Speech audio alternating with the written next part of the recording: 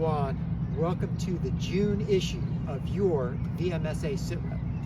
We are here on historic Navy Pier, right in downtown Chicago, with Deloitte Senior Consultant, Army National Guard Lieutenant Promotable, Black Hawk Pilot, Rob Piper. Rob, thanks for joining us. Juan, appreciate it, thanks. You got a really great story. You're just back from a year-long operational deployment, flying Black Hawks in the desert. Yep. But let's give a little history first. Yep. You're a local guy, you're from the area. Yep. And your path to the service was an interesting one. You graduated from school, were a successful banker, and always had a piece, something gnawing at you. Tell us about it. Yeah, so thanks for having me out here. Yeah, so I, local Chicago kid, grew up here, worked for a local bank here for about 8 years, a private banker. Kind of had the itch, always wanted to, do that deal. Didn't want to sit on my porch when I'm 60 and be that guy that regretted not doing it. So I decided with an established career to go out and, take the plunge. So I decided to join the Illinois Army National Guard. Went through basic training officer candidate school, flight school down at Fort Rucker, spent a year and a half down there. No aviation experience, figured out how to fly a $30 million aircraft in a matter of a year and a half. And then, was trusted enough then to go and take that into combat, this last year and, back here at the firm. Now you're glossing over some things. You just did a year-long deployment, multiple countries throughout the Middle East. Yep. And you and your wife had your first child who arrived 2 months early. Yeah. Right before deployment. Yep. And the way the Guard does it, there's no halfway trip back home or anything like that. You were out there for a desert. This is the first year of his life. Yep. And that's the reality of Guard service, right? Yep. That's how it works. Yep. You also, there's a chunk of history in there. You were out preparing an Israeli joint training exercise that was set to go down on October 7th. Yeah, that's correct. So my son was born 2 months early, so we spent a little bit of time in the NICU before I left. Deloitte was awesome, right? They allowed me to spend time with my family, do all that stuff, kind of right before I went on the deployment. But service called and ended up going out there. But yeah, so it's a crazy story. We were doing a lot of training missions out there, real kind of like peacetime type environment. So I was our operations guys running all the flight operations in CENTCOM. We were the CRTF, so Crisis Response Task Force, tasked with evacuating the embassies, doing a bunch of other stuff. So yeah, interesting. We were planning a mission out in Israel, training mission, right, for the IDF. And then, everything was kind of like fine, whatever. And then I was on the nighttime talk shift doing my work and whatever. Woke up the next morning, talked to our commander, and then I was like, we're all set to go. And he's like, actually, did you watch the news? Flip on CNN. Yeah, flip on CNN and see what's going on. And then turned it on and saw that there was, 3,500 missiles that were fired in, and it went from training mission stuff to now operational, right? So most people don't think like the Guard does that stuff, but there's no Guard portion of the Middle East. Like, we were in the thick of everything that was going on there.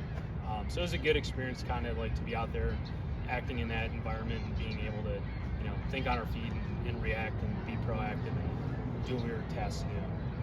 Well, thanks for walking us through it. That makes me think, like, you're aligned to our commercial practice. Yep. But obviously, you could not be more current with the service accounts, right? You're just back from one of the most intense operational theaters in the world. Yeah. So I think you're open to bringing that expertise to potentially the service accounts or somewhere in GPS or DSJ as well. Yeah, definitely. That's a good point. So yeah, I think the recency of experience, right? Like coming back from an operational deployment, we got to see a lot of how the DoD functions out there. We did a lot of like multinational interactions, obviously with the Israelis. We did stuff with the, Saudis, worked a lot with the Iraqis doing that stuff.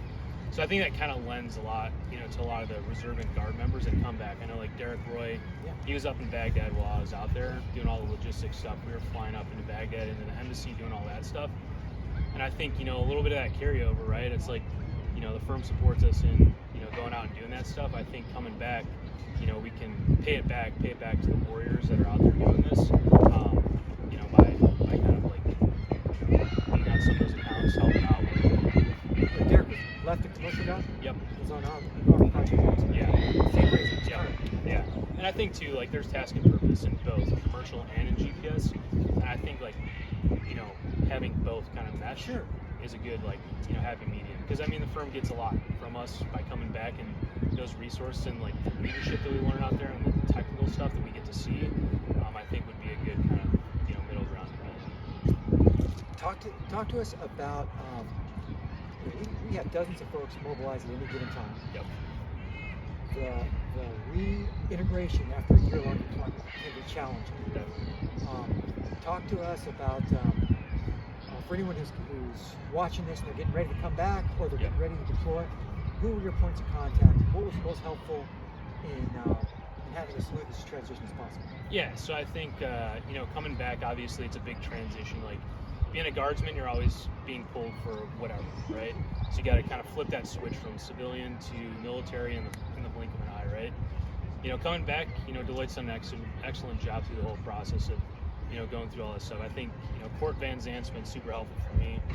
Anna Wyatt's been super helpful for me.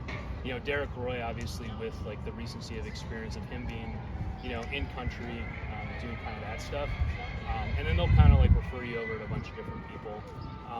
Monica Mondolak, she kind of approached me when I came back, as she was a Navy reservist, kind of got tasked out to do her obligations, and we're kind of working through a little bit of a process of figuring out how to streamline maybe some of the troubles people have coming back, whether it's with the firm or otherwise. But I think having this support system of reservists and guardsmen that are welcoming people back is kind of what we're aiming at. So might be a go-to-market at some point, transitioning back in, but I think it's been a good process so far. As you and Monica work on that initiative, we'll showcase that in the sit rep. Yeah. So all the other reservists and guard members out there are taking advantage. Definitely. All right, here's my last question. We're here in one of America's greatest cities. Yep. The greatest city. The greatest city. You're an accomplished, now war combat veteran, Black Hawk driver. They still call it Navy Pier. Yeah. What gives? What do you think? Yeah, well, I think it's the proximity, right, over to Great Lakes. And I think George H.W. Bush actually, interesting fact, used this as his landing area when he was training That's as a a pilot. fact. Yeah, that's where Navy flight training takes place. Yeah, so I think the Navy might get a little upset if they change the names, right? So, that's awesome. Rob, thanks for joining us. Juan, appreciate Welcome it, man. back. Yeah, thank you. Thanks, man. Enjoy the issue.